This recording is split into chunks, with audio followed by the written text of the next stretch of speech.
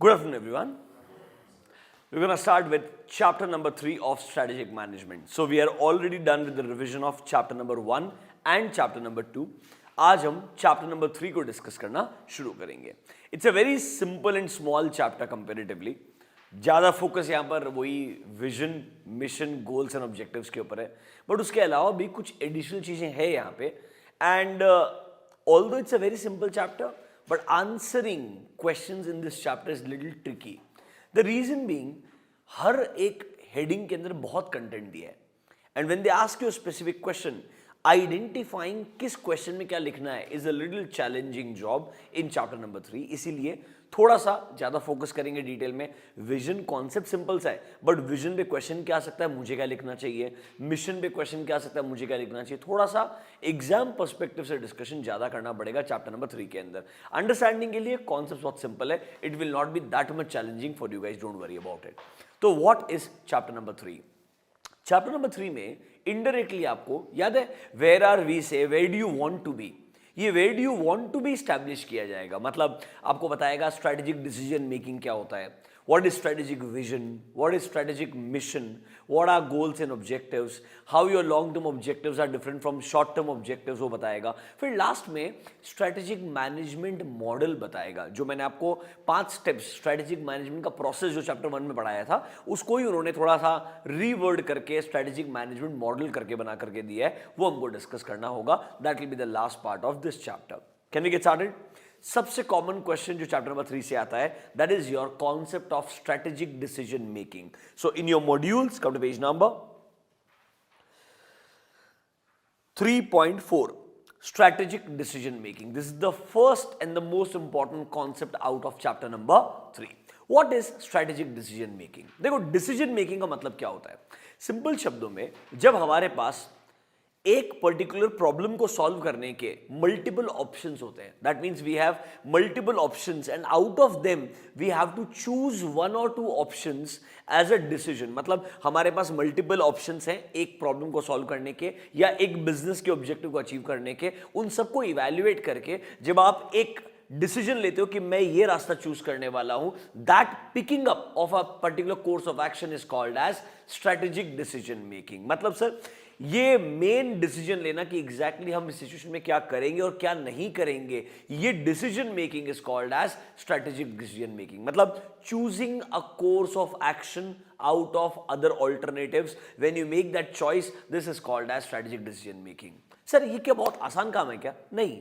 In a business world, if you look at strategic decision making, if it's a very small decision कि यार for example let's say हमारा customer को goods deliver करने के लिए logistic company वाला बंदा आधे घंटे लेट आएगा, 15 मिनट लेट जाएगा, नोटिफिकेशन देने का है. It's a easy decision that yes it's okay even if you late by 15-20 minutes. But if it's a very important question, let's say हमने किस क्वालिटी का रॉ मटेरियल यूज करना चाहिए मैन्युफैक्चरिंग के लिए, हमने पैकेजिंग कैसे करना चाहिए, हमने एडवर्टाइजिंग कैसे करना चाहिए, हमने कितना पैसा कौन से एसबीयू को अलोकेट करना चाहिए, एक एसबीयू रिलेटेड कोई बिजनेस को अक्वायर करना चाहिए या डिस्पोज ऑफ करना चाहिए. मतलब स्ट्रेटेजिक डिसीजन मेकिंग एक आसान काम नहीं है. इसीलिए वो आपको बताएगा there are multiple factors involved, multiple dimensions involved जो आपने कंसिडर करना चाहिए before you consider actually decision making in case of strategic management. तो सर सबसे पहले डेफिनेशन क्या है. अगर एग्जाम में क्वेश्चन आया स्ट्रेटेजिक डिसीजन मेकिंग क्या, वो डिफाइन करना पड़ेगा. फिर बताना पड़ेगा डायमेंशंस क्या क्या आपने कंसिडर करनी चाहिए. तो एक काम कीजिए, देखिए decision making is a managerial process of choosing a particular course of action out of several alternative options. मतलब आपके पास multiple alternatives रहेंगे, उनको evaluate करके एक specific course of action को choose करना कहलाएगा strategic decision making. Is the concept or the meaning of the word clear to you? Definition क्या लिखना हो समझ में आया क्या आपको? अब एग्जाम में आपको पूछेगा what are the major dimensions of strategic decisions. अब देखो इसका मतलब क्या है. मतलब जब आप स्ट्रेटेजिक मैनेजमेंट प्रोसेस में डिसीजन मेकिंग कर रहे हैं तो सर क्या इंपॉर्टेंट चीजें आपने कंसीडर करनी चाहिए and why you should know that this is not a easy job and it will require lot of efforts from your side. ये क्या बोलने का ट्राई कर रहे हैं. जब भी आप ये डिसीजन मेकिंग करते हैं, रिमेंबर इन डिसीजंस का इंपैक्ट आपके long term prosperity of business के ऊपर आता है, because you going to make important decisions जहां पे रिसोर्सेज का बहुत बड़ा एलोकेशन होने वाला होगा. May be acquiring a company will require a huge allocation of resources. तो सर इन सब का लॉन्ग टर्म इंपैक्ट आएगा आपके बिजनेस के ऊपर. एंड सुनो, लॉन्ग टर्म इंपैक्ट या impact on the long term prosperity सिर्फ आपके एक बिजनेस के ऊपर नहीं आएगा. अगर मैं बोलता हूं मेरे पास 5 एसबीयू है, मैं अगर एक एसबीयू पे एक 70-80% ऑफ माई इन्वेस्टेबल फंड्स को इन्वेस्ट कर रहा हूं, don't you think it will also impact my other 4 एसबीयूज? So whenever I'm dealing with multiple businesses or multiple products or multiple service lines, a decision can actually impact my other products or my other SBUs also. That is why ये इतना tricky चीज है. इसीलिए top level management को involve करो, जिनको broader picture रहेगा, जिनका understanding futuristic perspective से रहेगा. तो आपको future oriented होना चाहिए, long term prosperity को दिमाग में रखते हुए decision making करना चाहिए. इसका impact बाकी चीजों पे कैसे आएगा ये भी आपको consider करना पड़ेगा. top level management को involve करना चाहिए. रिसोर्सेज अलोकेशन इन्वॉल्व रहते हैं और ये रिवर्सेबल डिसीजंस नहीं होते. Once you make a choice कि यार आपको एक सिंपल चीज देखो ना यार, Tata Motors acquired Jaguar and Land Rover. बहुत सारे लोगों ने क्वेश्चन किया जितना पैसा उन्होंने जेएलआर को अक्वायर करने में खर्च किया, उतना ही पैसा अगर वो खुद अपने इंडियन एंटिटी में इन्वेस्ट कर लेते, they would have beaten down Maruti Suzuki big time in India. Are you getting my point? Simple question है. मारुति आज ही प्रॉफिटेबल एंटिटी है, टाटा मोटर्स अभी भी लॉसेस में एट अ कंसोलिडेटेड लेवल. तो बहुत सारे लोग क्वेश्चन करते हैं कि आपने जो इन्वेस्टमेंट का डिसीजन लिया था शायद वो अप्रोप्रिएट नहीं था, और आपको मालूम है जेएलआर का परफॉर्मेंस खराब हुआ इसलिए टाटा मोटर्स का ओवरऑल वैल्यू बहुत खराब हो गया था. एक जमाने में 550-600 रुपए पर शेयर मार्केट प्राइस था. It came down to almost 200 rupees. And even less than that once upon a time. So what I'm trying to say is sometimes your decisions may not be valued that much in the market and they may see that आपने शायद decision making सही नहीं किया. इसीलिए major dimensions दिमाग में रखना चाहिए. What are these major dimensions? देखो, number 1, they will require involvement of top level management because यहां पर thinking in totality is required. broader level पे सोचना पड़ेगा, छोटा सोच के बेसिस पे decision making नहीं हो पाएगा. Number 2, sir, it will involve huge commitment of resources. कोई भी नया प्रोजेक्ट लॉन्च करना, कोई भी नया बिजनेस अक्वायर करना, it will require huge allocation of resources and ये रिवर्सेबल डिसीजंस नहीं होते हैं, इसीलिए आपको बहुत सोच समझ के डिसीजन मेकिंग करना पड़ेगा. तीसरा चीज, sir, these decisions will have a significant impact on the long term prosperity of entire business, not just on one particular product. पूरे के पूरे फर्म के लॉन्ग टर्म प्रोस्पेरिटी पे इंपैक्ट आएगा बिकॉज ये इरिवर्सिबल डिसीजंस नहीं होते हैं. सर, नॉर्मली हमारे डिसीजंस आर फ्यूचर ओरिएंटेड, इसीलिए फोरकास्टिंग अच्छे से होना चाहिए. एक्सपीरियंस लोग चाहिए जिनको मालूम है कि कैसे फ्यूचर को प्रिडिक्ट करके सही तरीके से डिसीजन मेकिंग किया जा सकता है. देखो, predicting the future and environmental condition, इसीलिए आपको टॉप लेवल को इन्वॉल्व करके इन सब चीजों को इवैल्यूएट करके सही डिसीजन मेकिंग करना चाहिए. फिर सर, ये डिसीजंस का मेजर मल्टी फंक्शनल या मल्टी बिजनेस कॉन्सिक्वेंसेज या इंपैक्ट आता है. अरे यार, अगर आप मेजर पैसा, मेजर रिसोर्सेज एक एसबीयू के लिए अलोकेट करेंगे तो बाकी सबके ग्रोथ के ऊपर भी इंपैक्ट आने वाला है. तो आपको सोच समझ करके ये डिसीजन मेकिंग करना चाहिए. थोड़ा बात समझ में आ रहा है कि ये आपको समझाने का ट्राई कर रहा है क्यों स्ट्रेटेजिक डिसीजन मेकिंग इतना आसान नहीं है. ये सारे डायमेंशंस, ये सारे एस्पेक्ट्स आपको कंसिडर करने चाहिए, दिमाग में रखने चाहिए before you make a clear decision. Are you able to understand it? Exam में स्ट्रेटेजिक डिसीजन मेकिंग का डेफिनेशन आना चाहिए. Following are the major dimensions which should be kept in mind while making strategic choices. 1 2 3 4 5 5 point आने चाहिए. आराम से read करो. अगर आपने ये जो लेफ्ट वाला पार्ट है ये भी सेल्फ एक्सप्लेनेंट है पूरा का पूरा, ये हेडिंग भी यहां पर ना अपने आप में एक पूरा सेंटेंस है डिटेल के अंदर बना करके दिया है. उतना भी लिखा तो भी आपका काम हो जाएगा. नॉर्मली सजेस्टेड आंसर में हमने ये चीज नोटिस किया है. आराम से रीड करो.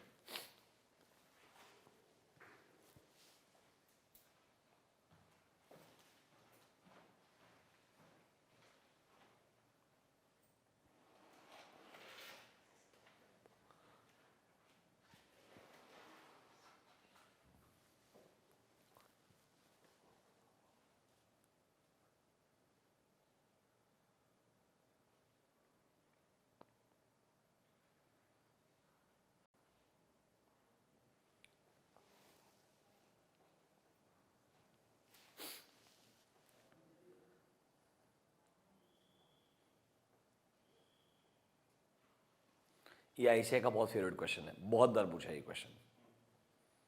चैप्टर नंबर 3 में से one of the most frequently asked questions है.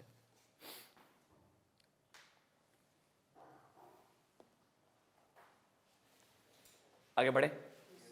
Now the next point is strategic intent. But intent पढ़ने से पहले, before we read strategic intent, strategic planning, कुछ कॉन्सेप्ट्स है, उसके पहले vision, mission, goals and objectives के ऊपर क्लैरिटी लेते हैं। वो समझ में आया, स्ट्रेटेजिक इंटेंट अपने आप समझ में आएगा। Let's go to the second most important concept, that is strategic vision. In your modules, page number 3.6. Can you see the vision or strategic vision? Now, what is vision? Don't you think it's a roadmap of company's future?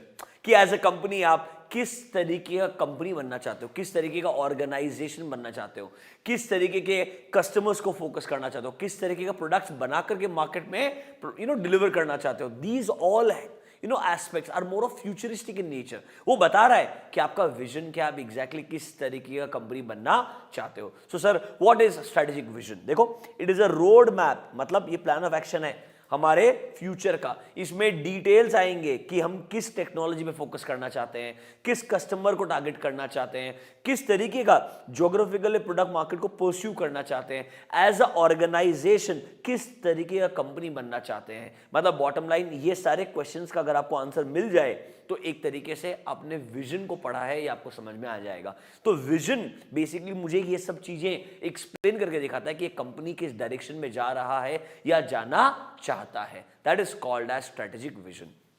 आराम से पढ़ो, road map of company's future, मतलब इसमें थोड़ा specific details मिलेगा about the following. At least इनमें से कोई तो 2-3 पॉइंट आपको आने चाहिए।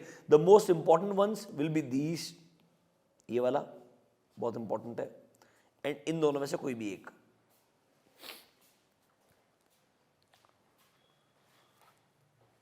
दैट इज बेसिकली आपका टारगेट मार्केट क्या है, टेक्नोलॉजिकली आपको फोकस शिफ्ट हो रहा है क्या, आप कैसा कंपनी बनना चाहते हो फ्यूचर के अंदर, ये आपका आंसर के अंदर डेफिनेशन के फॉर्म में आना चाहिए। देखो बेटा, चैप्टर नंबर 3 बहुत सिंपल लगता है एक्चुअली के अंदर, बट आंसर लिखना बहुत चैलेंजिंग है। अब एग्जाम में क्या क्वेश्चन पूछेगा, स्ट्रेटेजिक विजन क्या है, वो 1 मार्क या 2 मार्क के लिए रहेगा, बट आगे क्वेश्चन क्या रहेगा, sir how do you develop a strategic vision. मतलब एक पॉइंट आ सकता है elements of a strategic vision, या पूछ सकता है specifically what are the essentials of a strategic vision. Honestly speaking stupid है। मैं आपको एक बात बता रहा हूं ऑनेस्टली, मैं आपको जब थोड़ा देर बाद में, मतलब इन अदर सेशंस जब मैं सब्जेक्ट पर शिफ्ट नहीं करना चाहिए, पर ऑडिट के अमेंडमेंट्स के बारे में बात करेंगे। मैंने हमेशा रेगुलर सेशंस में बोला है कि कभी कभी 2 हेडिंग बनाते हैं, दोनों का मतलब सेम ही रहता है, फिर कुछ सालों के बाद किसी को रियलाइज होता है ऐसा हो गया, और वो अमेंडमेंट आता है कि वो एक हेडिंग नहीं रही, या अमेंडमेंट आता है दोनों को एक हेडिंग में डाल दिया है, दोनों में 4-4 पॉइंट थे, दोनों को मर्ज करके क्लब करके 5 पॉइंट बना दिए। समझ लो मेरा बात। पर जब तक ऐसा नहीं होता है तब तक टॉर्चर होता है, या तो एसेंशियल पे क्वेश्चन आएगा या एलिमेंट पे क्वेश्चन आएगा, और अगर तूने एलिमेंट के क्वेश्चन में एसेंशियल लिख दिया 0 मिलेगा। Are you understanding my point? ये एक अनफॉर्चुनेट सिचुएशन है थियरी सब्जेक्ट्स का in any course across India, not just this course, any course across India. हाँ, प्रॉब्लम हमारे को प्रोफेशनल कोर्स में ज्यादा होता है, क्योंकि यहां पर ये गिने चुने सब्जेक्ट और दर्द बहुत देते हैं। समझ रहे हो मेरा बात? ऑनेस्टली दोनों में कोई डिफरेंस नहीं है। मेरे को बात बताओ, क्या एलिमेंट्स है, मतलब क्या सोच करके विजन बनाऊंगा, या विजन बनाने के लिए क्या क्या चीजें एसेंशियल है। समझ रहे हो मेरा बात? मतलब it is useless, but unfortunately तुमको दिमाग में रखना पड़ेगा कि भाई एलिमेंट में क्या लिखने का है और एसेंशियल में। मैं तुमको दिखा दूंगा, आईसीआई ने एलिमेंट में भी स्पेसिफिक क्वेश्चन पूछा है, एसेंशियल में भी स्पेसिफिक क्वेश्चन पूछा, और तुमने मैच नहीं किया ना, मैच मतलब वो नहीं लिखा ना, 0 है बाय डिफॉल्ट, या 1 नंबर स्ट्रेटेजिक विजन के डेफिनेशन को मिल जाएगा बस।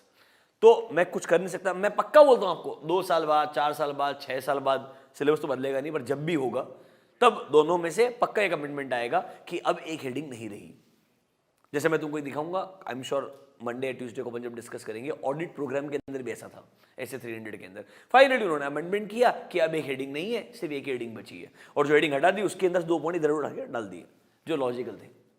जाने दीजिए, बहुत आज के लिए हो गया ranting. Let's come back to the elements of strategic vision. इनका एलिमेंट्स क्या है, देखो सुनो मेरा बात। ये बोलता है अगर आपको स्ट्रेटेजिक विजन बनाने का है, सबसे पहले पता करो आज आपका करंट पोजीशन क्या है। मुझे बताओ, लॉजिकल है ना, विजन बनाने के लिए ये तो पता होना चाहिए मेरा करंट पोजीशन क्या है। मतलब you should know currently who you are and what you do, मतलब find out where you are basically. तो आज अपना करंट प्रेजेंस पता करो, प्रेजेंट सिचुएशन, इसके बेसिस पे डिसाइड करो आप किस डायरेक्शन में जाना चाहते हो। मतलब to come up with a vision, start with your mission.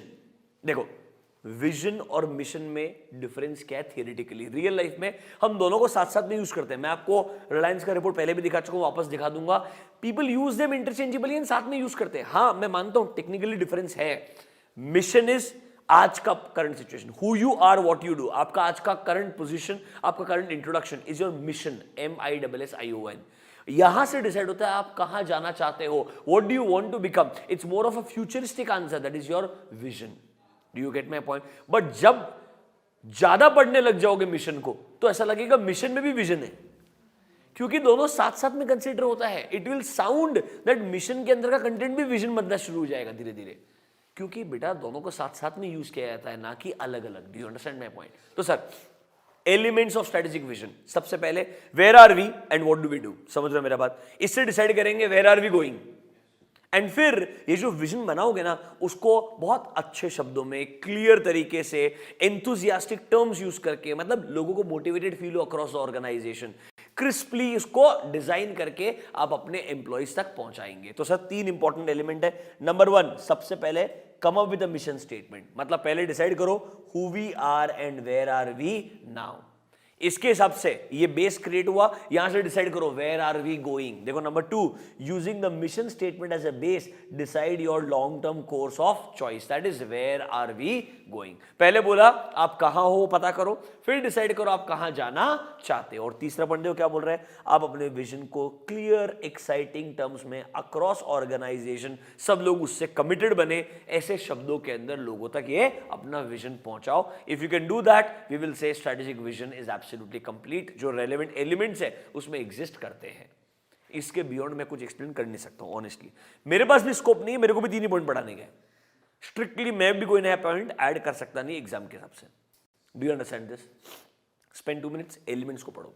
याद रखने का तरीका, पहले मिशन है, उससे फिर डिसाइड होगा किधर जाने का है, और सर जो भी डिसाइड किया ना उसको अच्छे शब्दों में आपको ऑर्गेनाइजेशन वाइड कमिटमेंट इंश्योर करने के लिए बताना पड़ेगा, मतलब कम्युनिकेट करना पड़ेगा।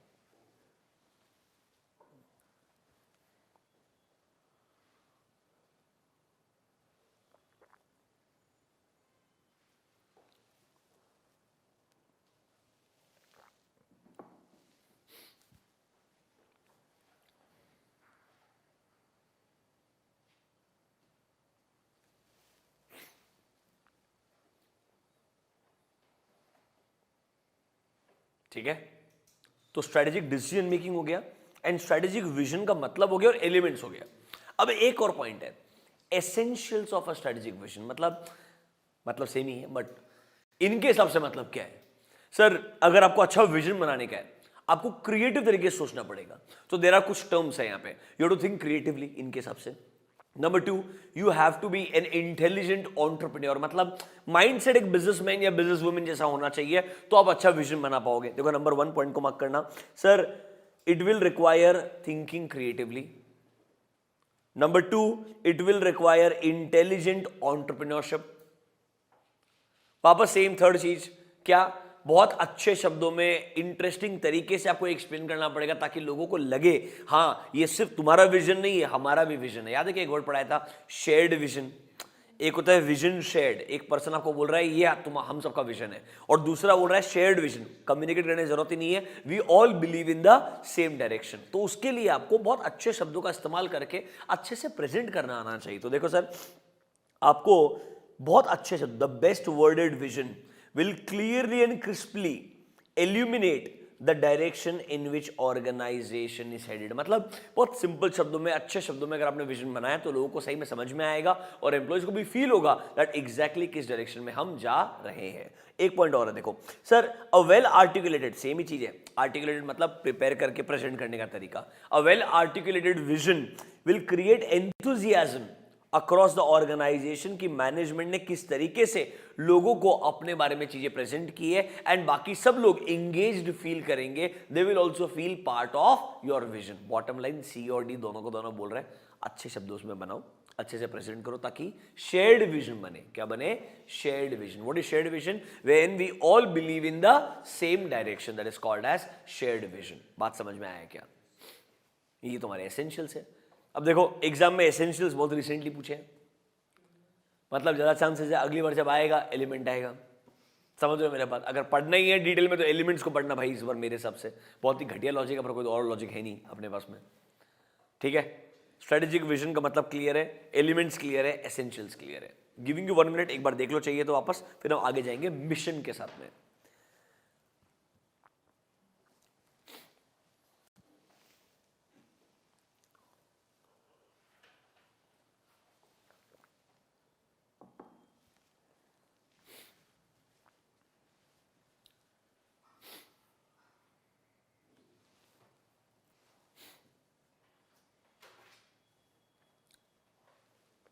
ठीक है, let's go to the next concept, mission statement. देखो मिशन का मतलब है who we are and what we do, मतलब it's more like your current situation को अगर आप ड्राफ्ट करके डिजाइन करके बताना चाहेंगे, मतलब आज की तारीख में आप किन कस्टमर्स को टारगेट करके प्रोडक्ट प्रोवाइड कर रहे हैं, क्या क्या प्रोडक्ट्स एंड सर्विसेज प्रोवाइड कर रहे हैं, आज आपका कंट्रीब्यूशन क्या है सोसाइटी के अंदर, वो आपके मिशन स्टेटमेंट से पता चलता है। ऑनेस्टली बेटा मिशन एंड विजन साथ साथ चलते हैं, तब जाकर के दोनों का अच्छा ड्राफ्टिंग हो पाएगा। You can not think about them independently, they have to go hand in hand.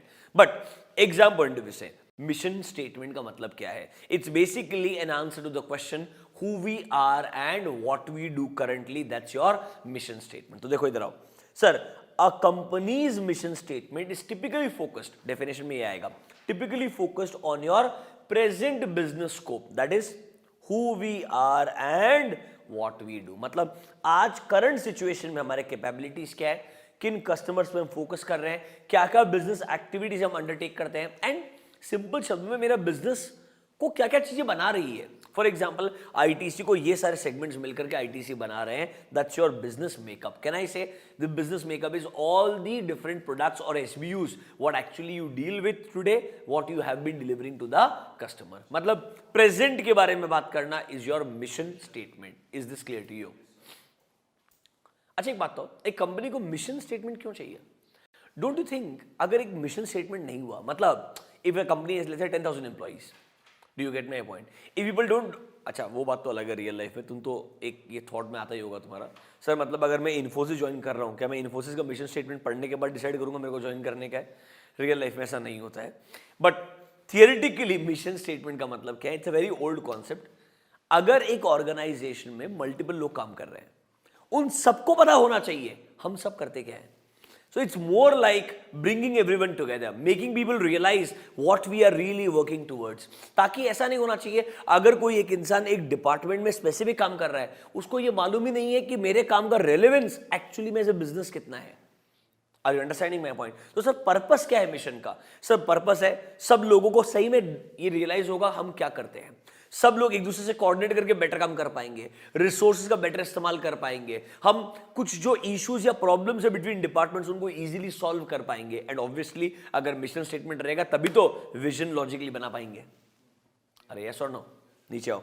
Why should an organization have a mission? 2-3 point को मार्क करता हूं। Number 1, to ensure unanimity of purpose, that means everyone should know that we all believe in a single direction, and what is that direction? हम exactly करते क्या सबको पता होना चाहिए।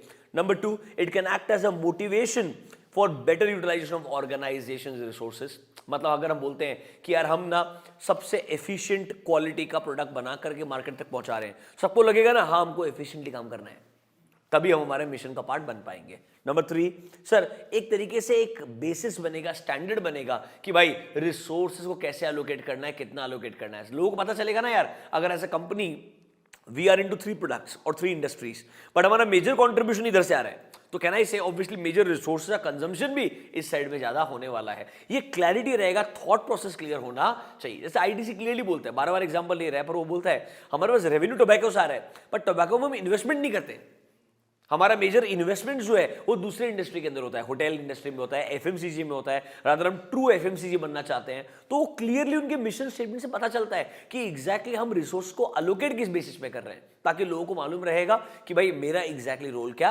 रहने वाला है। नेक्स्ट देखो sir, it also establishes a tone और overall climate across the organisation which makes people feel that okay we are part of a corporate culture, और वो कल्चर कैसे डेवलप हो रहा है वो आपके मिशन स्टेटमेंट से समझ में आता है। तो ये इनडायरेक्टली चीजें बता रही है कि कैसे मिशन स्टेटमेंट लोगों को साथ में लाएगा, एक स्टैंडर्ड बनेगा जिसके ऊपर रिसोर्स का एलोकेशन किया जाएगा. It can act as a focal point कि भाई ये हमारा कोर पार्ट है.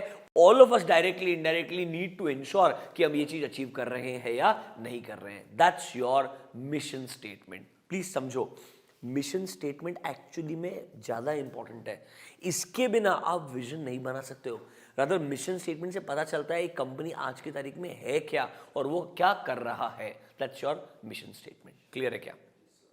अच्छा, don't you think her company चाहेगा अब मेरा मिशन स्टेटमेंट यूनिक रहे, उसमें जो वर्ड्स है वो अलग होने चाहिए. It should look like that yes we are different from others in the और in the industry, not just the industry, across the world. तो इसीलिए जब आप मिशन स्टेटमेंट बना रहे हैं क्या क्या चीजें दिमाग में रखेंगे. Can you see guidelines in formulation of mission statement. Mark करना, कभी कभी पूछ लेते हैं ये स्पेसिफिक. जैसे याद है एलिमेंट्स ऑफ स्ट्रेटेजिक विजन, वैसे गाइडलाइंस कि कैसे आप मिशन स्टेटमेंट को बनाएंगे. टाइम पास आंसर है. देखो सर, हर कोई चाहता है कि हमारा मिशन स्टेटमेंट अपना स्पेशल आइडेंटिटी बनाए, हमारा अलग emphasis in path for development दिखाए. It should set us apart from all other organisation. हर कोई यही चाहेगा while developing the mission statement. Do you agree with me और नॉट? बट हर कोई सबसे पहले अपने सारे कॉम्पिटिटर का मिशन स्टेटमेंट पढ़ेगा भी, तभी तो डिसाइड कर पाएगा ना how are you different. Obviously yes और no. And the same concept इधर भी, choice of words are going to play important role. Because choice of words will help you explaining कि एग्जैक्टली हम करते क्या है. देखो next, a company's business is defined by what needs it is trying to satisfy. मतलब जब आप mission बना रहे हैं तो आप क्या सोचेंगे कि भाई हम इनडायरेक्टली क्या प्रॉब्लम को सॉल्व कर रहे हैं, किस तरीके का लेट्स से प्रोडक्ट क्रिएट करने के बारे में सोच रहे हैं, क्या हमारा कोर टारगेट मार्केट है. देखो number 2, which customer group it is targeting, what kind of technology and competencies we are using. मतलब जब हम हमारा मिशन स्टेटमेंट लिख रहे हैं तो हम सोचेंगे हम एग्जैक्टली क्यों एग्जिस्ट करते हैं as a company. Do you get my point? That will help me developing my mission statement. And third point will talk about sir it should be unique, ताकि सर ऐसा लगेगा you are extremely different from the other organization. अब आप बोलो कि A और C में different क्या है, मेरे को भी नहीं मालूम, पर तुमको ऐसा लिखने का है, ऑप्शन नहीं है. ICI मॉड्यूल का आंसर है ये, मैंने नहीं लिखा है.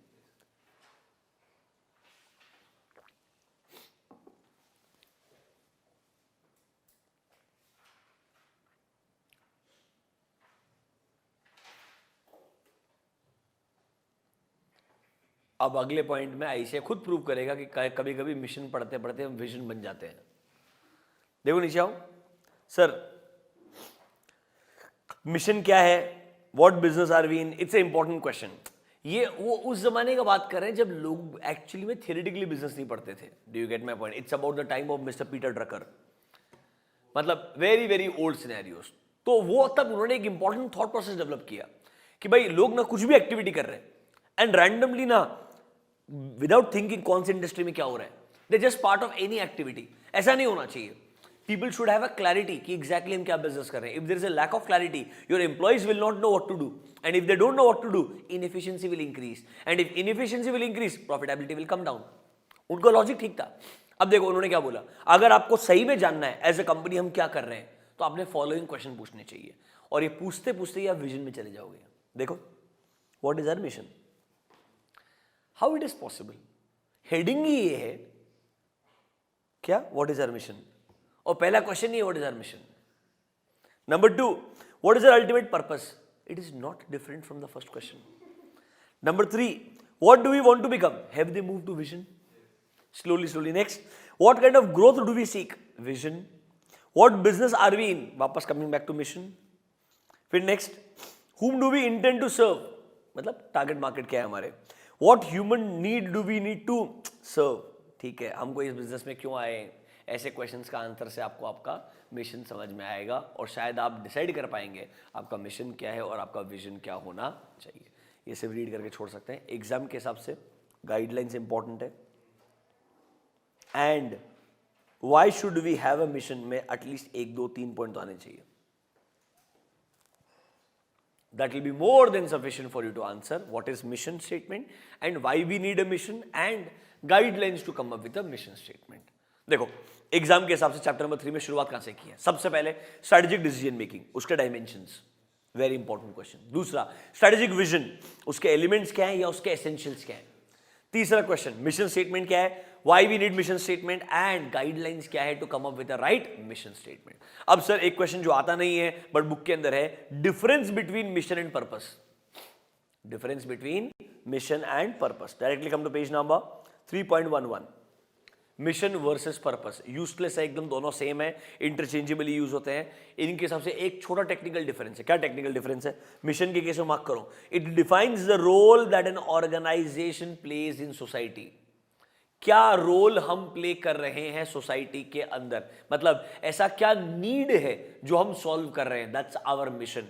पर्पस ओपन एंडेड है सर, वो हर ऑर्गेनाइजेशन का अपना पर्पस बहुत अलग हो सकता है। तो इनके हिसाब से एक बुक पब्लिशर और एक मैगजीन लिखने वाला, दोनों का मिशन सेम है बट पर्पस अलग अलग हो सकता है। What is the mission? They both are sir they are playing the same role organisation में, चाहे मैगजीन पढ़ने वाला आदमी है चाहे बुक पढ़ने वाला आदमी, दोनों को इंफॉर्मेशन चाहिए। सो information need is the mission, do you get my point, which is common, but जो पर्पस है वो दोनों का अलग अलग हो सकता है। तो कैसे? देखो ये एग्जाम्पल पढ़ने के बाद आपको समझ में आएगा। Their mission is identical but the purposes are different.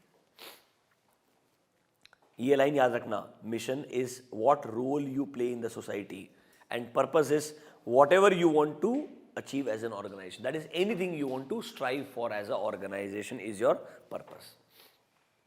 They both look same, they are same, but they are different when you are writing the answer.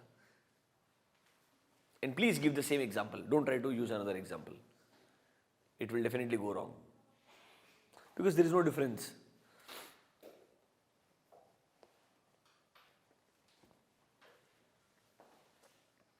ठीक है, आगे बढ़े। Next, goals and objectives. Again दोनों same ही होते हैं, दोनों interchangeably use होते हैं, बट इनके हिसाब से नीचे important, goals are open ended, mark कर लो, and objectives are close ended. देखो यार गोल्स ऑब्जेक्टिव्स वगैरह क्यों है, why are we learning this, why are we understanding this. देखो आपने मिशन के बेसिस में विजन बनाया, बट विजन आपका 5 साल 10 साल 15 साल का प्लान होता है, यस और नो, बट ये इंश्योर करना कि आप 10 साल में वहां तक पहुंचो, 15 साल में वहां तक पहुंचो, डोंट यू थिंक आपको short term goals and objectives होने चाहिए?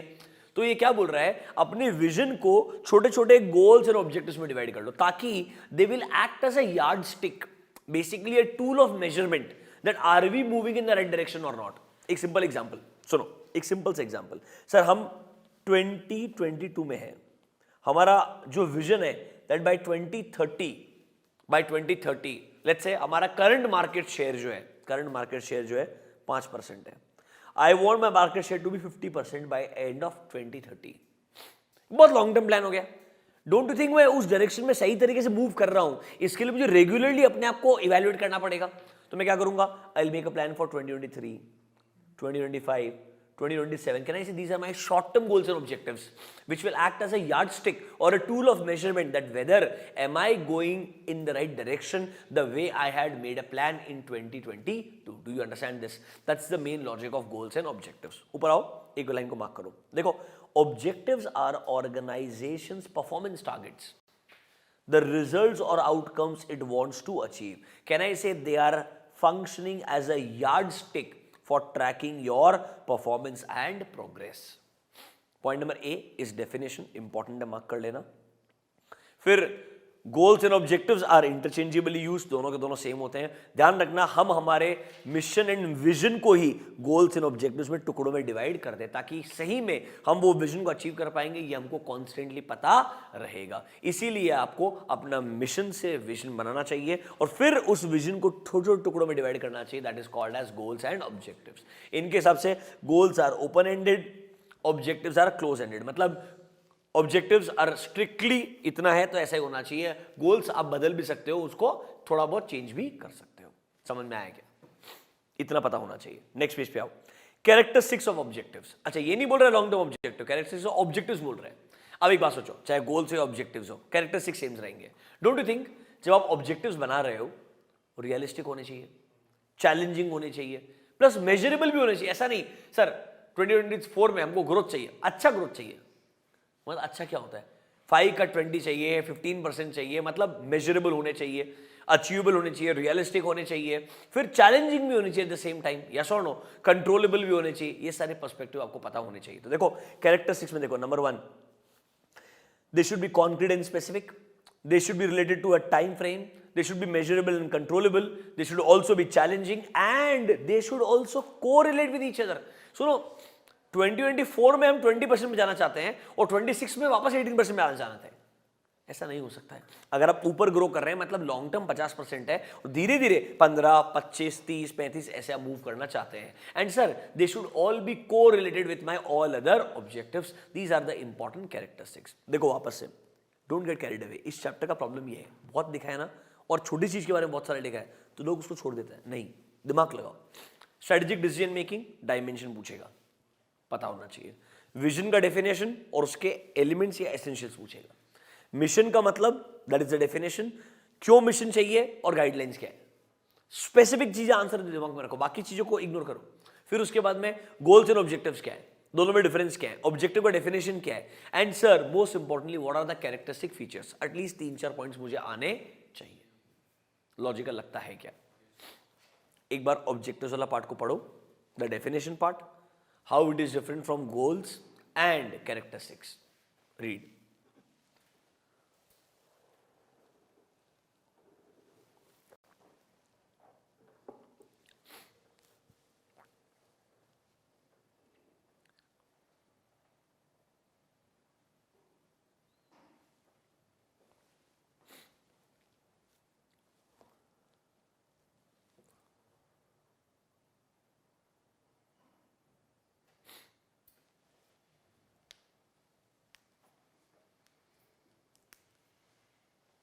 ठीक है.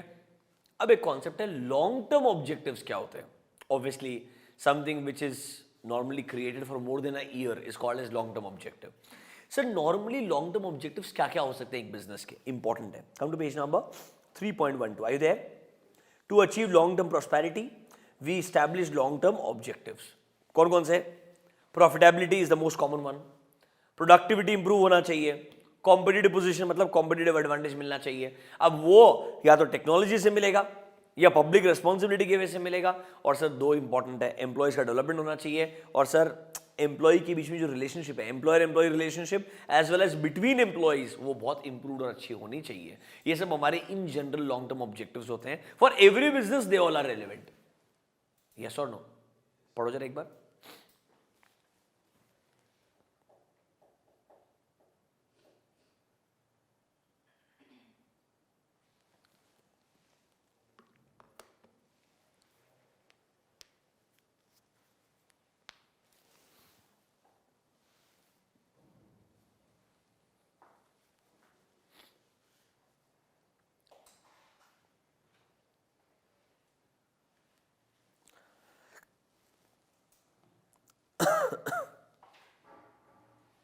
आगे आओ, पेज नंबर 3.13. एक पॉइंट उसको मार्क कर लेना. Point number 5. वापस से कैरेक्टरिस्टिक्स ही ऑब्जेक्टिव्स के. Objective should be quantitative, measurable, realistic, understandable, challenging, almost similar terms हैं. तो कैरेक्टरिस्टिक्स चाहे शॉर्ट टर्म की पढ़ो लॉन्ग टर्म की पढ़ो, सेम ही रहने वाले. ऑब्जेक्टिव ऑब्जेक्टिव होता है यार. ठीक है क्या? लास्ट में हेडिंग देखो आपको मिलेगा, short range objectives can be identical to long term objective. ऐसा होता नहीं है. इन्होंने एक बहुत स्टूपिड सिनेरियो दिया है. क्या बोलता है देखो, आपने 2022 में प्लान किया था. In 2022 you had plan that by the end of 2026 we want to achieve market share of 30%. और आपने साथ साथ में बोला था शॉर्ट टर्म ऑब्जेक्टिव्स भी है. 2023 में हम चाहते हैं 5% से 10% जाना. 24 में हम चाहते हैं 20% पे जाना. 25 में हम चाहते हैं 25% पे जाना. ऐसा हमने प्लान बनाया था. अज्यूम अ सिचुएशन, अब 24 में ही 30% पे पहुंच गया. क्या इसका मतलब है short term and long term के जो ऑब्जेक्टिव है वो कोइंसाइड हो गए? कोइंसाइड नहीं हुए. तुम्हारा लॉन्ग टर्म ऑब्जेक्टिव गलत है. तुमने बेसिकली सही तरीके से खुद को प्रिडिक्ट नहीं किया, अपने आप को अंडर एस्टिमेट किया. तुमने उसको इंप्रूव करना चाहिए. यही कॉन्सेप्ट है, अंदर लिखा हुआ है, पढ़ो. If a company has ongoing objective of 15% profit every year and is currently achieving this, मतलब जो हमारा लॉन्ग टर्म ऑब्जेक्टिव था वही हमने शॉर्ट टर्म में अचीव कर लिया. हमारे ऑब्जेक्टिव्स कोइंसाइड हो गए, मैच हो गए, ऐसा नहीं होता है। इस केस में हमारा लॉन्ग टर्म ऑब्जेक्टिव को रिवाइज करना चाहिए, बॉटम लाइन। ये रेवोल्यूशनरी कॉन्सेप्ट था। Do you understand this? देखो अभी तक जो पढ़ा उसमें मेरा बात सुनो शांति से। मेजोरिटी चांसेस है इधर से क्वेश्चन आएगा जो हमने अभी तक पढ़ा है। ये सबसे कोर एरिया डिस्कस किया हमने। हाँ, अदर पार्ट्स भी है जो हम डिस्कस करेंगे, डोंट वरी। पहले कोर पार्ट वापस से, strategic decision making, making a choice out of all other alternative options. Sir dimensions ध्यान रखना, it requires involvement of top level management, huge allocation of resources, it impacts my long term prosperity, it is future oriented, it has an impact on my multiple businesses or functionalities, remember that। तो ये sir इसीलिए important है, ये dimensions को दिमाग में रख करके सही डिसीजन मेकिंग करना चाहिए। Sir what is my strategic vision? It is a road map of my companies future, कि हम कैसा कंपनी बनना चाहते हैं, किन कस्टमर से फोकस करना चाहते हैं, टेक्नोलॉजिकली कैसा डेवलपमेंट चाहते हैं, कैसा कैपेबिलिटीज क्रिएट करना चाहते हैं। That's my strategic vision. Remember इसमें एलिमेंट्स भी है, एसेंशियल्स भी है। एलिमेंट्स के लिए पहले मिशन स्टेटमेंट बनाओ, who we are, what we do, इससे डिसाइड करो where are we going, yes और नो, और फिर उसको अच्छे शब्दों में कम्युनिकेट करो ताकि आपको ऑर्गेनाइजेशन वाइड कमिटमेंट मिले। क्या मिले? ऑर्गेनाइजेशन वाइड कमिटमेंट मिले। फिर आता है सर एसेंशियल्स, इसके लिए क्रिएटिवली सोचना पड़ेगा, इंटेलिजेंट एंटरप्रेन्योरशिप का जरूरत पड़ेगा। एंड सर अच्छे से आर्टिकुलेट करके अगर आप विजन लोगों तक प्रेजेंट करेंगे तो सही में लोगों को समझेगा एग्जैक्टली हम किस डायरेक्शन में जा रहे हैं, और सब लोग साथ में आकर के बेटर काम कर पाएंगे।